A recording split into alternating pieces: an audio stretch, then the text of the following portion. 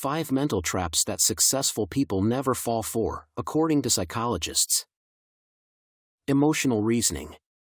Mistaking our emotions as evidence for the truth is one of the most common mental traps we fall into.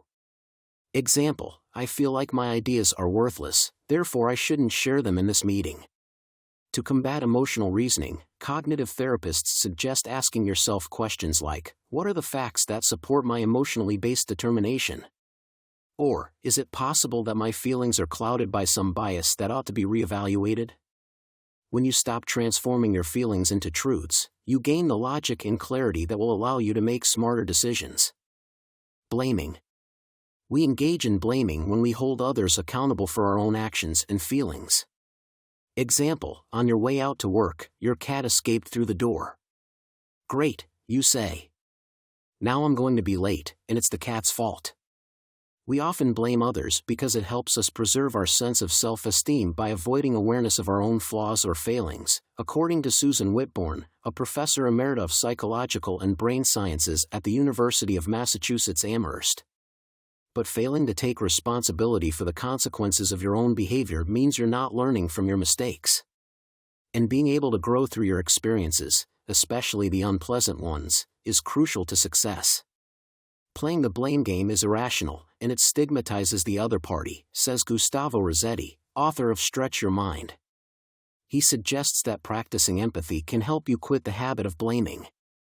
Focus on understanding the other person. Try walking in his or her shoes. Get rid of the right-wrong approach. Catastrophization. Many of us have fallen down the negative spiral of expecting disaster to strike, no matter what. Example: the news reports that a storm is approaching.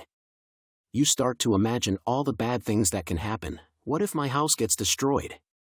What if someone I love gets hurt? What if I get hurt? Fear, especially irrational fear, plays a big part in catastrophizing, researchers have found. But always anticipating the worst possible outcome is far from useful. In fact, studies show that it can lead to anxiety and depression. Psychologist Judith Beth, best known for her work in cognitive behavioral therapy, recommends listing the advantages and disadvantages of putting your time and energy into catastrophizing.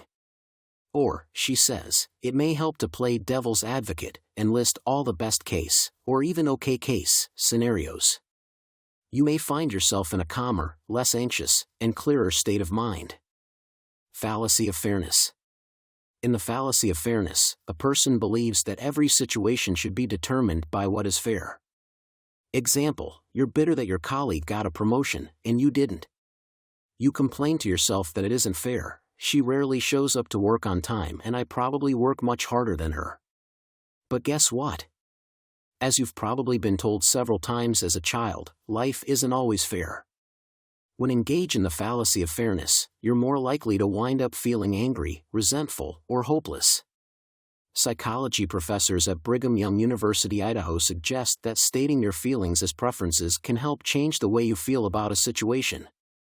So instead of letting yourself be consumed by bitterness, tell yourself, it would be nice to get a promotion, but I don't always have control over that. Perhaps I can talk to my boss about how I can get one next year. Personalization. Personalization involves taking everything personally or assigning blame to yourself, without any logical reason. Example: my son got an F on his final exam, and it's all my fault. I should have spent more time helping him study. Psychologists have found that personalization can lead to guilt, shame, and feelings of inadequacy. To work through this cognitive distortion, take a step back and think about what part you played in the situation. Then consider how you might not be entirely to blame. By looking at things from an outsider's perspective, you may discover that there were a variety of factors at play, and that the outcome is not a direct reflection of you.